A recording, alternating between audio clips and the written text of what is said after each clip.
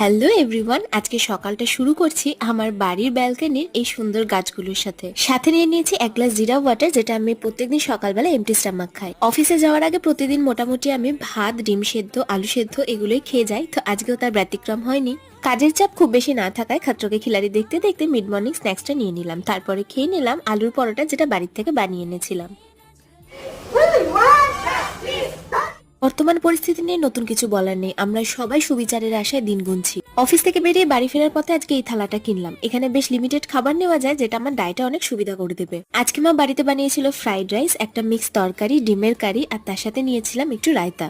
তবে সামনে পুজো আসছে, তোমরা খুব তাড়াতাড়ি দেখতে পারবে আমার ডায়েট ব্লগগুলো। বাড়িতে চলে এসেছে আরো একটা নতুন ফোন, তবে এটা আমার জন্য নয়, এটা মাকে গিফট করা হয়েছে। তবে ফোনটা দেওয়ার আগে মা কিন্তু জানতো না এটা মায়ের জন্য কেনা হয়েছে, তাই একটু সারপ্রাইজ হয়ে গেছিল।